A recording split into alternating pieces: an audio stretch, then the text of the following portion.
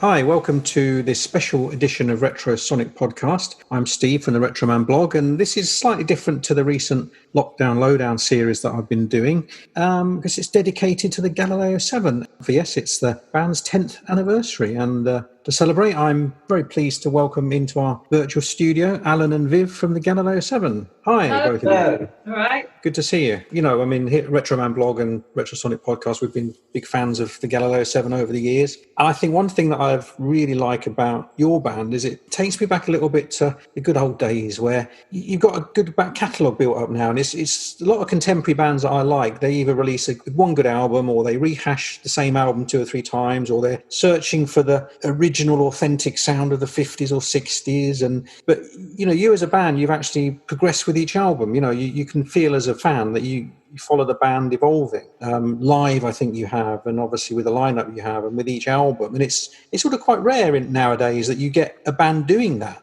And I think that it's sort of testament to what you've been doing, that, you know, each album is different and each album you feel like there's a progression. Very kind of you to say Thank you so. very much. Well, I don't know if because progression implies that what was earlier isn't quite as good as what we do now. I mean, I just think we do what we do. I write the songs and the band plays them. And I think maybe the way each one's recorded slightly differently might make it, give it a different flavour, I suppose, and be different. They have evolved a bit. I mean, the first album is essentially we recorded your demos. I mean, with the one exception of Orangery Lane, I think, where there wasn't any keyboards on that at all, and they just popped into my head out of nowhere. And I really like that song. But essentially, we moved from doing versions of your demos to sort of putting our own imprints on things as each album has gone on. That's really. the way it's developed. I think it's more of a band thing. But the first album, pretty much all those songs already existed in demo form, and you'd be hard pressed to kind of tell the difference in some cases, because obviously it's me singing, playing guitar, and recording it kind of the same way. It's just that they've got, you know, a live drummer on it rather than me cack-handedly playing, or, you know, drum loops or whatever. And they're not almost note for note. You know, the demos and the band versions are very, very similar. So I suppose that's. But I think that album's I do like that album. So when you started, I mean, your history is well documented, Allan. You know, the Prisoners, the Solar Flares, etc. James Taylor Quartet, which you can hear about in our Retro Sonic Podcast special edition with you, Graham Day and Wolf Howard. And you can check out all your back catalogue. But so with Galileo 7, this is the first time you sort of stepped out on your own as a singer-songwriter. And did you have any sort of concept for the band when you started? Did you have a big grand plan, or was it just something that evolved naturally? Well, it's definitely a natural thing, because I didn't even start writing songs till I was, 40 years old or whatever. I thought I must be able to do this. I must have absorbed enough over the years to be able to give it a go. But it wasn't until I was in the Stabilisers and contributed a few songs to that band, and also got myself some recording software. And that was what enabled me to make demos at home. I just thought I was making demos.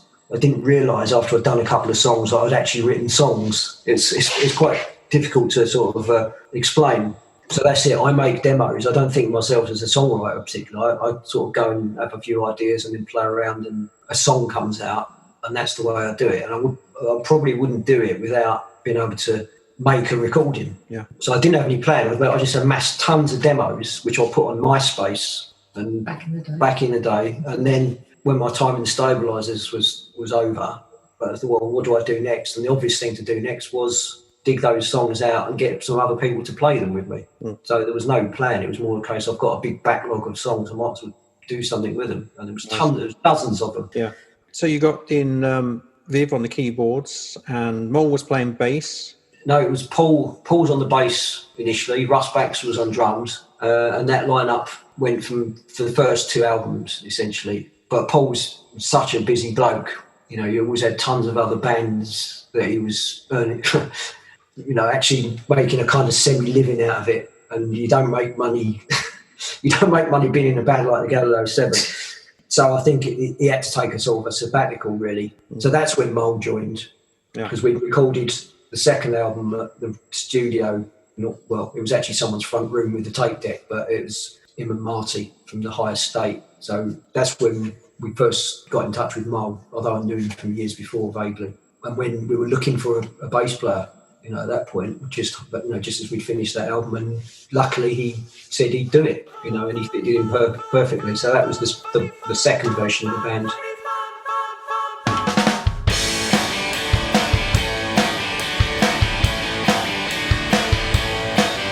I can't stand my car, but I don't like trains. I can bear the sun, but I hate the rain. I wanna change my name, but depot again. And I'd like to become a character 10. Can't waking up, I don't like going to sleep. And I hate my job, but I was born on the dole. I don't like to gamble, so let the dice roll. Lost track of time, and I don't know what I think till I hear what I say. Don't believe in God, so I kneel down and pray there must be another way. That's when I hear you say we haven't fun yet. No, we don't think so. So the first album you released was Are We Having Fun Yet? Yeah. I said 10 years ago. You know, let's sort of look at the album and sort of pick a track that you were really sort of happy with and thought, yeah, this is what I want to play. This is great. This has worked. Well, I wouldn't say I ever sort of think, yeah, this is great, because I'm too self-critical for that sort of thing. So I mean, I do like a lot of those songs, and I like the way they turned out. But there's a couple on there that I just think this is real good fun. And I'm going to say one called Something Else, which is a bit of a straightforward pop song, but I like something about it, and Viv's got her one. Well, I love playing Something Else live, which we used to do quite a bit, and then you ditched it. Because I couldn't remember the words. Ever. I used to have a crib list down at the bottom of the microphone, but I couldn't read it. Get someone to hold it up, yeah. But I really, really like Orangery Lane on that album, because for a number of reasons. One, it was the name of the very first band I was in. It's named after a street in Elton where I grew up, and B is I thought it was such a good song, and I could barely really play the keyboards at that when we first started. I mean, bass is my instrument. Decided to play keys with the Galileo 7. When you wrote Orangery Lane, it didn't have a keyboard part, and this part just sort of leapt out at me, and it worked. It made it good, and that was a very firm favourite live for a long while, wasn't it? I think that was the first song of ours that got played on the radio as well. Bob Harris played it. Whiskey Bob. What a proud moment that was. And he said it sounded a bit like early Pink Floyd, and we thought, how dare you? Yeah. Yeah. Well, so they're both great tracks, so let's have a little medley of the two of them. Let's hear Orangery Lane, but before that, let's hear Something Else.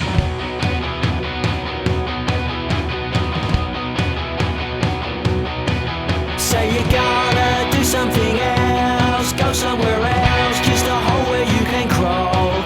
And you wanna call someone else, move somewhere else, or not move at all. And you'd like to want something else, eat something else, or not eat at all. Now you need to live somewhere else, think something else, or nothing at all. Inside I'm screaming 'cause I know you're dreaming up another change of plan. 1% pound inside, I'm freaking out, can't hide my shaking hands.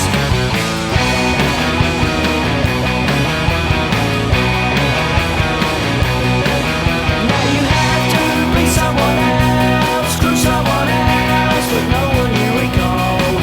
'Cause you want to dream something else, wake up somewhere else, or not wake up at all. Inside I'm screaming 'cause I know you're dreaming up another change of plan. 1% pound inside, I'm freaking out, can't hide my shaking hands.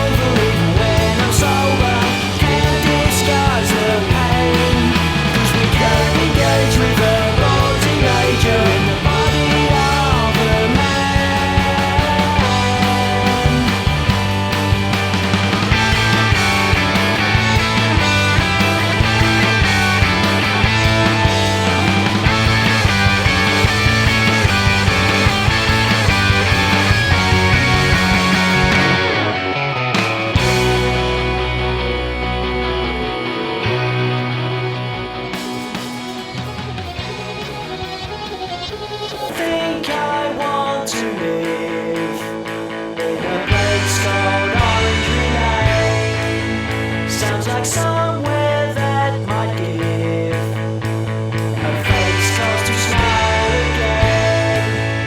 There's a picture in my mind, and singer brings us to the right. Orange Lane, you're not to blame. Orange Lane, you're not to blame.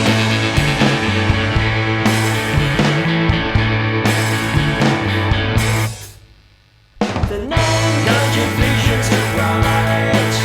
Singing fields, God of sickness be real.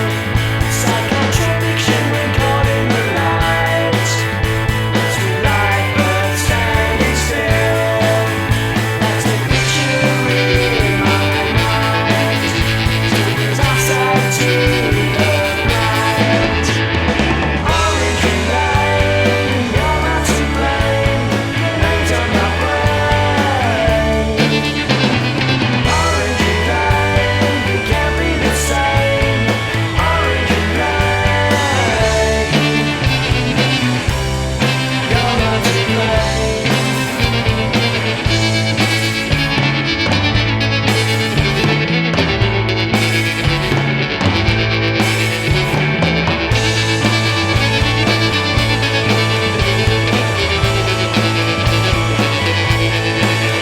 Should I put my dreams to the test?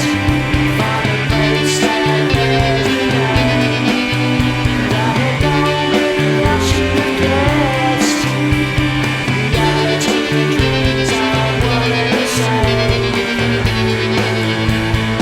Orange Lane, you're not to blame. Orange Lane, your name's on my brain. We can't be the same. Your name's on my brain. Orange Lane.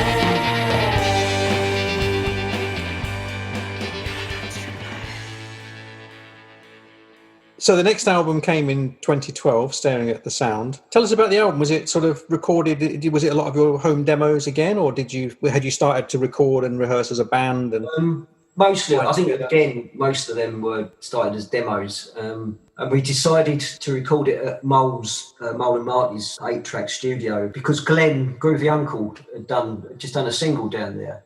And I think it really suited his sound. And I'm not that keen on that album. I like the songs on it. I think there's some good ones, some really good ones on there, but it falls a little bit short for me because I couldn't do what we really wanted to do. There weren't enough tracks. I like having loads of harmonies, double tracked, and all sorts of overdubs. And it's quite stark, and it wasn't really what I wanted it to be. Well, it was difficult getting everyone And that- together yeah, in some that's- ways because when we recorded it was the height of winter. It started to snow, and I think Russ was just about to have another child, and he was like, Yeah. "We've got to get this done really quickly because I've got to get back before I get snowed in and miss the birth of my child."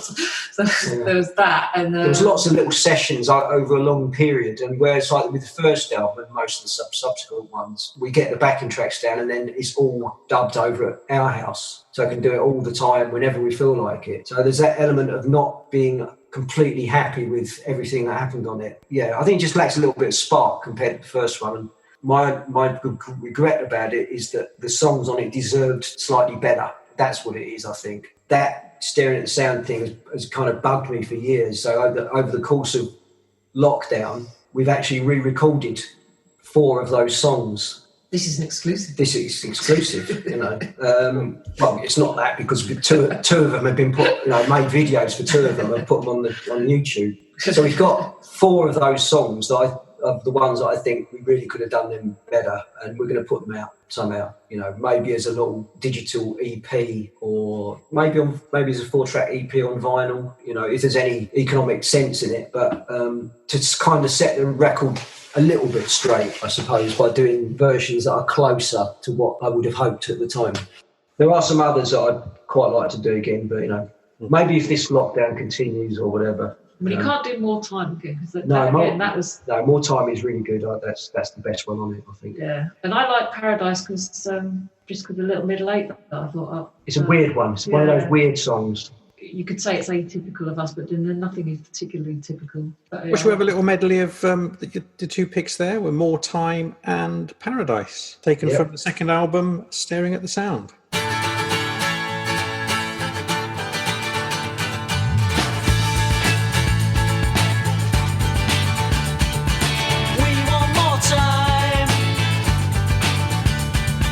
Scene of the crime, our constant fear. No one will know we were here. Can't leave with good grace, with a smile on my face. Have I left a mark that will glow in the dark? We need more time.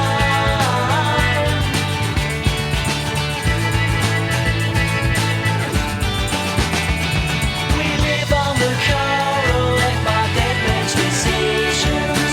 History bleeds with the truth of religions. Faith is the gift that just keeps on giving. Don't wanna fade out or betray all our doubts about the man in the sky who can't tell you why. I fix my grin like a master of spin, and if my luck holds, I won't lose my blindfold. We want more time. We want more time.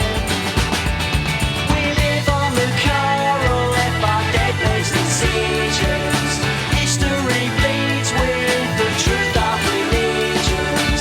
Faith is the gift that just keeps on giving.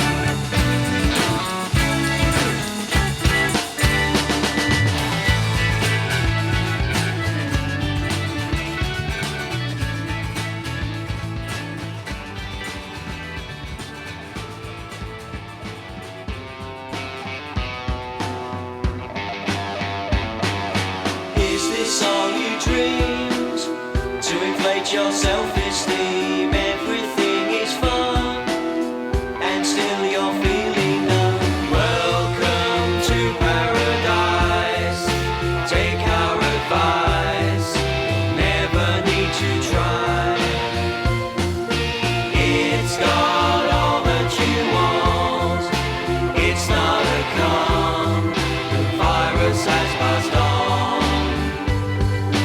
Empty vessels sail, looking for unholy grail. Tempers boiling dry, empires broke, we don't care why. If everything was free, wouldn't know what we need. A rush with every sail, believe the hype systems fail. This is your paradise, word to the wise. Never need to try to see past all of the toys, all of the noise that bring you all your lonely joy. Withered on the vine, won't deny our own decline. Can't avoid our fate, we're not prepared to wait. Is this our paradise? With no sacrifice, never need to try. It's got all that you want. It's not a con. The virus has passed on.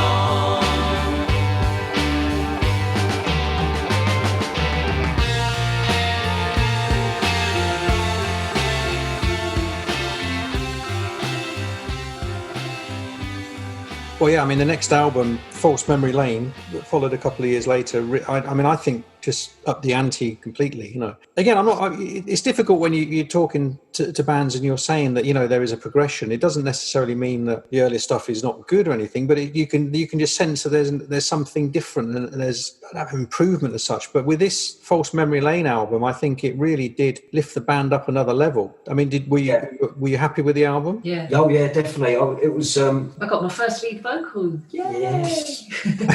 I just wanted it to be at least as good as the first one, because I thought the first one was a really good album. That was as good as I could make it at the time, and I wanted the third one to be back to that sort of level and hopefully better. So yeah, I was pleased with that one. So was this the time when you changed lineup with Mole switching to drums? No, Mole plays bass on the False Memory Lane, and that was kind of why in the end that we parted company with Russ, because we just made this really good album. We wanted to do, you know, as many gigs as we could. And unfortunately, because he also plays with Secret Affair, you know, just as it came out, he said, I can't do any gigs for 6 months, because Secret Affair just booked gigs for every weekend until Christmas. And he thought, we can't not play because of Secret Affair. Absolutely. So that was a big downer, because I didn't think, well, what do we do? But hang on, Mole's a drummer. Because he did stand in for us once when we did a little tour in Italy years ago. So we knew he's a good drummer, and he knows all the songs. So we said, well, if we can get a bass player, I just asked Paul again, you know, because it wasn't like he left, you know, under a cloud. It's just he couldn't do the gigs. But we found out that he was less busy than he had been, and he said he'd love to come back and play for what would initially be a run of gigs with that lineup, so he could at least play songs from that album. You could see that he thought within your album there was a nice little earner, did he? Was that he? I don't think earner comes into it, Steve. You know the music biz. We do it because we enjoy it. Well, I think this is a fantastic album. You know, I love it, and the cover art is great as well. You know, it's got a fantastic cover. Mm-hmm. That was Daryl as well, wasn't it? Who did the artwork for that? Oh, Daryl and his stock photographs. That spaceman that's on the front coincidentally appeared on someone else's album just almost exactly the same time. It's really weird, because there was also, I'm sure they were on Facebook, they were a friend of the Galileo 7, like that. You follow people, because it just popped up. There's our spaceman floating above an Arctic lake. You know, that's pretty good as well. I do recognise it. Oh yeah, that's our spaceman floating, which was really weird. But you know, great minds, I suppose. Yeah. Well, again, let's have a couple of your pick of the pops from False Memory Lane. My Cover Is Blown. I just love playing that live. Yeah. I also really, really like Don't Know What I'm Waiting For, because Alan wrote that specifically for me to sing. So I did, and I wrote it miles before the band started as well, which is kind of odd that I would have thought of that, but I did. And I've got, you know, the demo of me features me singing in slightly feminine sort of. It was supposed to be like a primitives song, really. It's like all the songs I write for Viv, I think I'll start with the primitives and sort of work backwards from there. All the Danny Warhols. And that was your first lead vocal, was it, Viv? Your first recorded lead vocal? Yeah. My Cover Is Blown is your choice. That was a little aside that the album featured the one that Viv sang, because I've chosen I'm Still Here. Oh yeah. That would be my choice. I really like that song. It's a kind of reminds me of late 60s Kinks, that sort of slightly melancholic sort of the party's over type, sort, you know, like Arthur, you know, that sort of period of Kinks. Wasn't intentional, but it does remind me a bit. And I like the fact that there's a twin lead guitar solo in the middle, that I edited the middle bit to be twice as long after we recorded it, when I realised the guitar solo had to be twice as long. So and I just like it. Well, to sort of to mediate, let me choose my favourite song, and I'm going to go for Viv's lead vocal, and then you can both have your choices as well. How about that? Whatever you want. You're the boss. It's your show. Boss, yeah.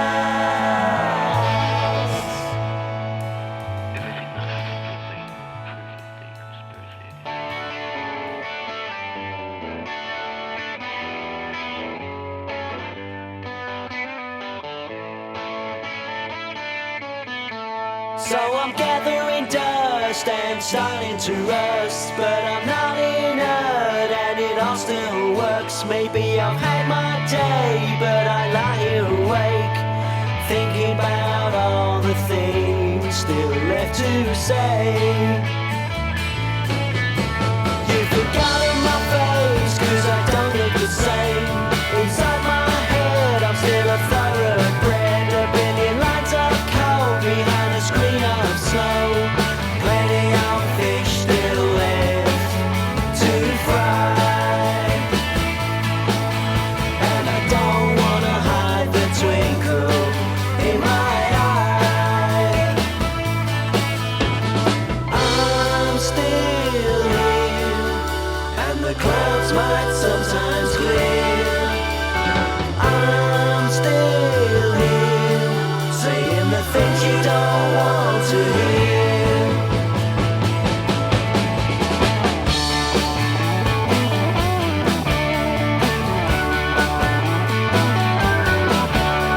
The fairground's closed and we're indisposed. The clock's winding down on this pathetic clown, but I'm stretching the days and counting the ways I can keep the plate spinning on high. Can we push the rock back up the hill if we try? I'm still here, and the clouds might sometimes clear.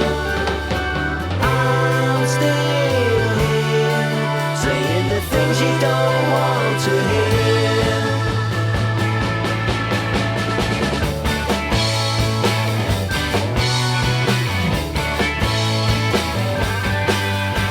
We stop to think, but the world moves on. I'd like to talk, but my voice is gone.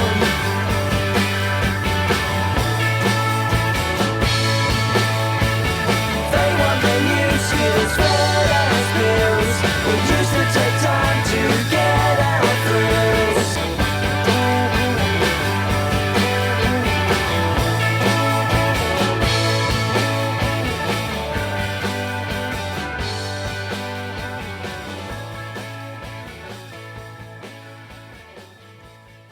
Right, well, there we go. In the best aspects of diplomacy, we picked a track each to stop any arguments there, and to shoehorn in another great track. So we have My Cover Is Blown. I don't know what I'm waiting for, with Viv on lead vocals, and I'm Still Here, and that's taken from the album False Memory Lane. But I said that's a great record. Love that one. So Lithographic was your fourth album. I said when you revisited some of the old songs.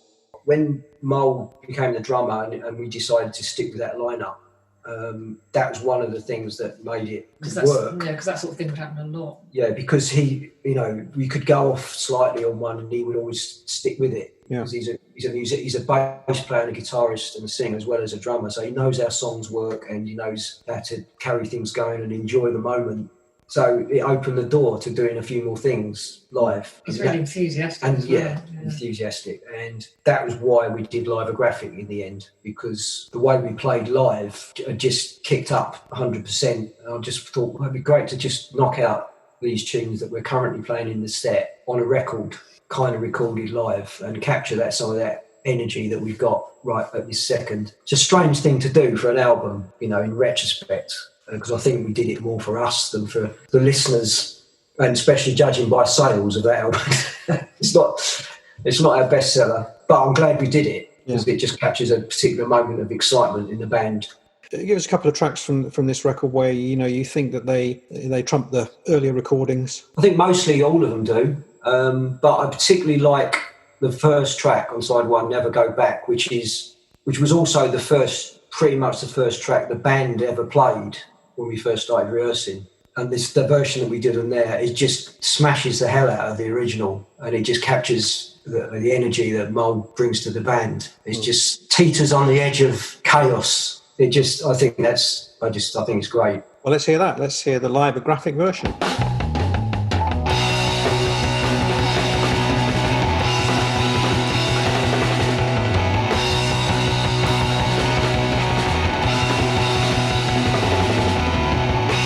Nobody said I was wasting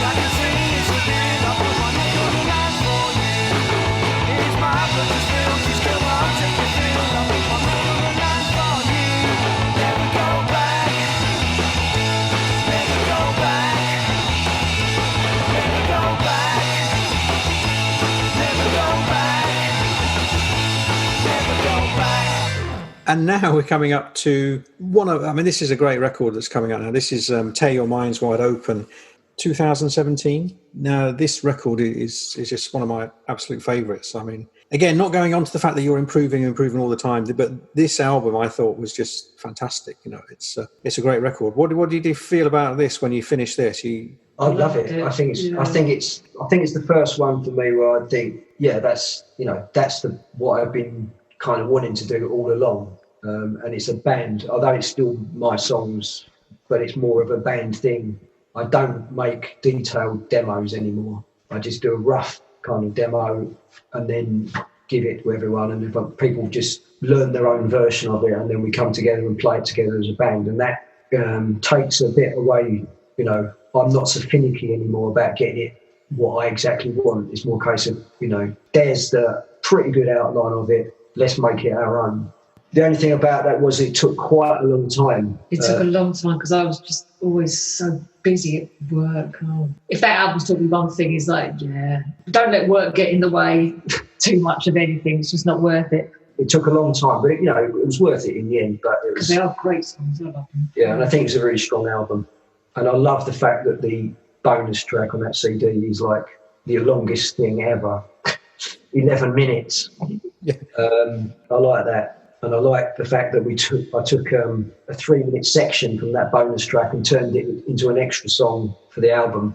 So I like that sort of creativity of it, just taking a bit of the drums from that bonus track and then putting another track on top of it that turned into Nobody Knows Anything. And this is where you did the Girl in the Glass Case. This was your little tribute to, I suppose, The Gift by Velvet Underground, wasn't it? This was like a sort of story put to ambient music. Yeah. It was that story was originally going to be the sleeve notes for the Senior Services first album. Oh yeah, same title. But they rejected it because it was a bit long. Because it was too long and had nothing to do with what they recorded. But I didn't want to waste it. So we got my sister-in-law in on to do the talk-over parts.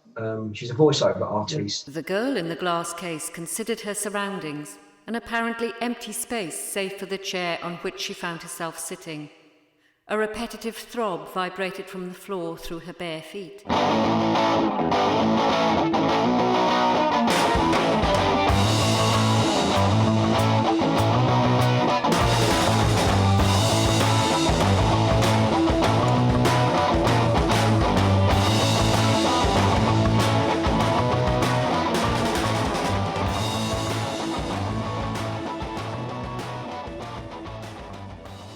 I know you were saying it took a long time to record, but it really sounds like a live band. It's got that energy. Well, only took a long time in that there's lots of gaps between sessions. The actual backing tracks took no longer than normal. It's actually getting together to do the other bits on it that took months and months, weeks, months. And that's why it took so long.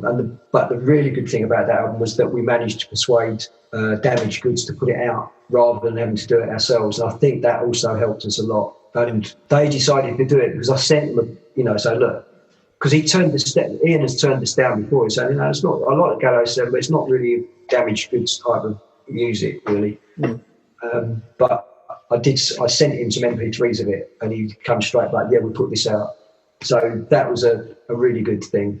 I'm glad we've managed to do that.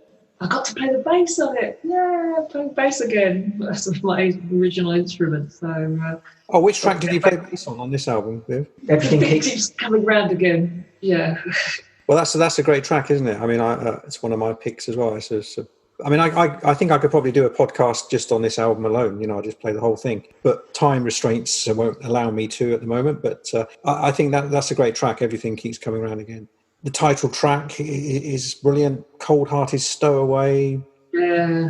Great tracks, and we played quite a few live. We still do. Yeah, The Mask has turned into a bit of a live favourite over the years as well. Well, The Mask would be my pick because I think that to me is what you would call like an album centerpiece. If you have one of these things where it's an epic track. It's Who-like in a way that it just crams everything in. It's more like a little mini opera. I think it's such a fantastic song, and it also works really well live. It's a real highlight. Well, I'd go for The Mask as my pick. Obviously, we've got to hear Viv's bass. Well, I picked the title track, You Tear My Mind Wide Open. Okay, well, I'll pick a little medley, and really everyone, if you haven't got the album, go and buy the album. Get the whole thing, and you get a free CD with it. Oh yeah, of course.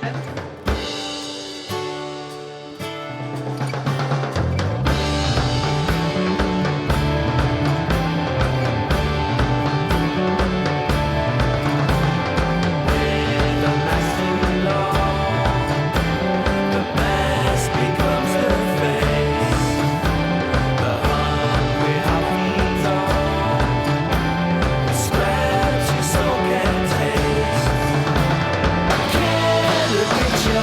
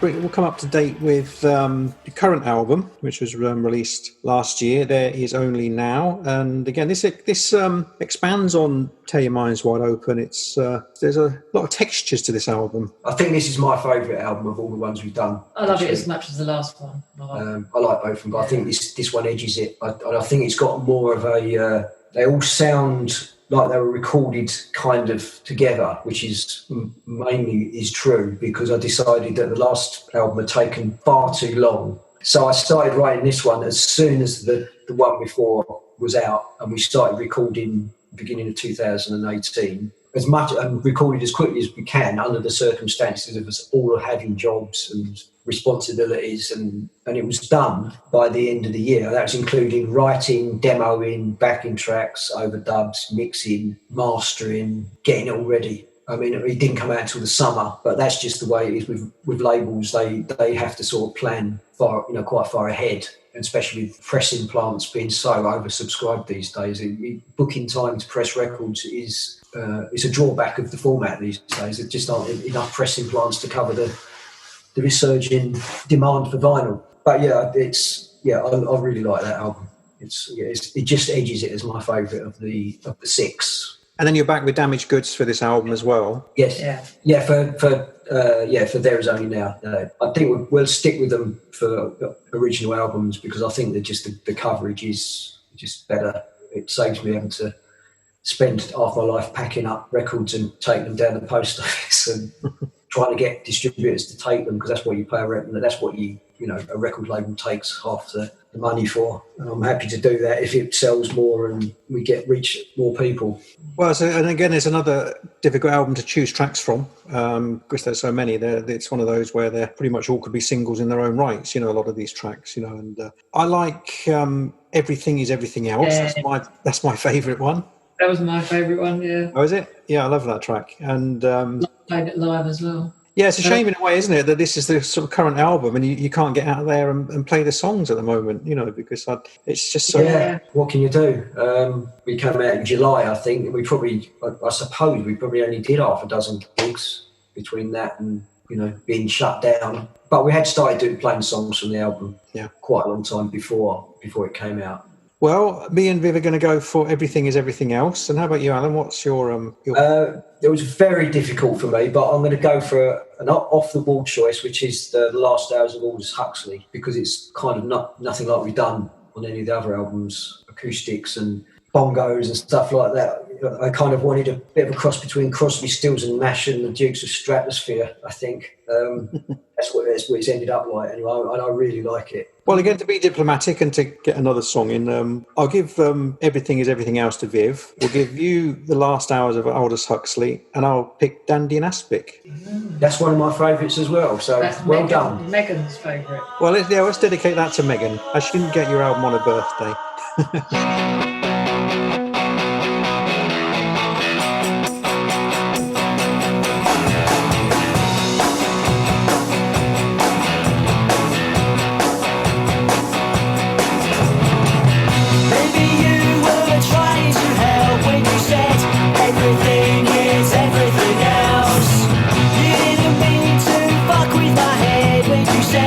Everything is everything else. Everything I could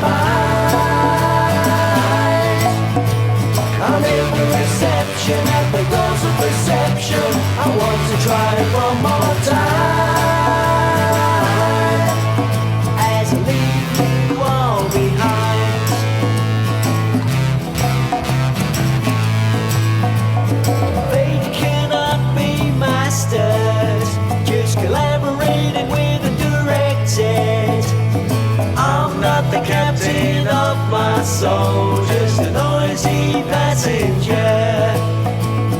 Try intravenous, it won't come between us. Try intramuscular, don't make a fuss. You are, you are, you are, you are, you are. You're the Huxley, you don't need to trust me. Give you something for your state of mind. You're in the reception at the doors of perception. You want to try it one more time as you leave us all behind.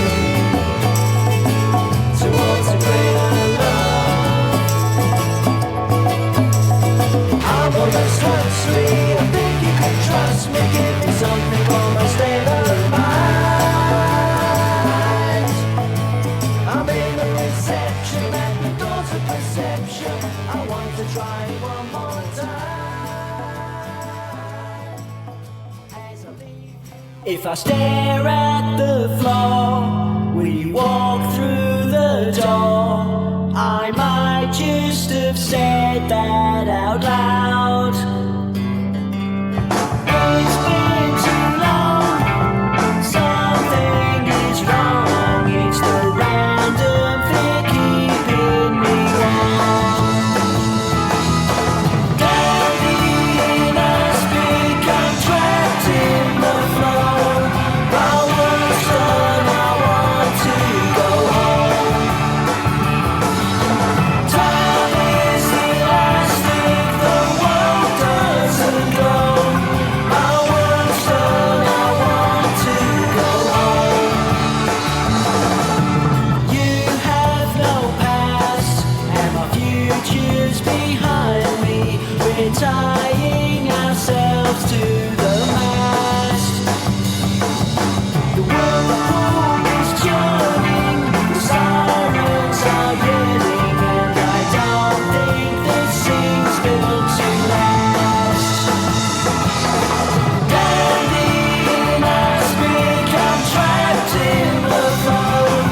My work's done, I want to go home. Time is elastic, the world doesn't go.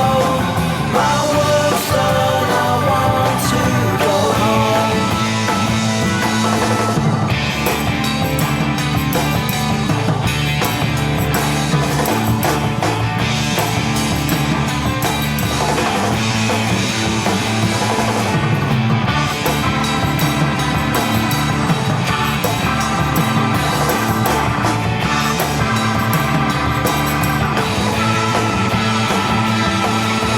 Sedentary thrills on my own.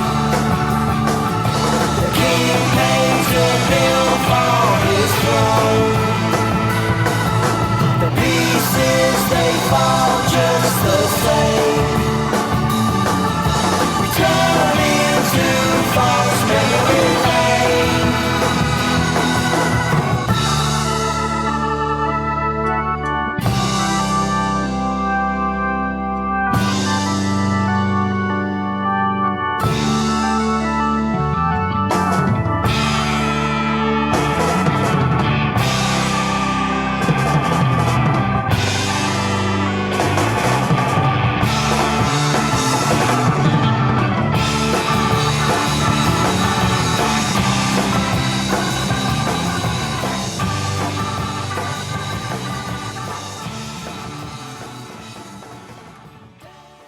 Well, thank you so much for your time, Viv and Allan, and it's been great going through a little bit of the Galileo 7 back catalogue to celebrate your 10th anniversary and your new album, Decade, which is out now. Here it is, lovely, lovely vinyl on Fool's Paradise Records, your own label. And to play us out, again, this is an almost impossible task, but if someone hasn't heard the Galileo 7 before, pick a song that you think is that sort of sums up the very essence of what you do. That's kind of an impossible thing to do, really, but we did kind of agree. I think we agreed that it would be one light at a time, not necessarily because it's the best song, or I think it's a pretty good song, but because it's kind of got the elements of what I think are best about us. It's got energy, there's lots of little bits in the song where it twists and turns a little bit, and it's got harmonies, and we still play it live, which I think is a good test that it's that it's a good song. And it was the first single, it's the first proper recording we did as a band, and it's the only time we recorded stuff completely in a proper studio. Those two songs, that A and B side, One Night at a Time and God of Gaps, the only ones we've recorded in the studio completely at Jim Riley's studio. So yeah, or Ranscombe studio. So it's I think that's about as good as any of them. Well, it's a good choice. Unless you exercise your editorial judgment and say, no, we're going to play something else. Well, I might just do that. I think if I was to pick a track, it would be The Mask, but we've already covered that one. But so we've already done that one, then I'm going to put in Too Late. I think that's a fantastic track. And you're going to go for One Lie at a Time. And don't forget to check out retromanblog.com, where I'll put a feature with all the links to Galileo 7, and maybe I'll throw in a couple of their videos as well on there for your entertainment. So I'd just like to say thank you very much, Allan, and thank you, Viv, for your time. It's been great fun. Thank you. Thanks for listening. Cheers, all the best. Cheers. Yeah. Thank you. Thank you.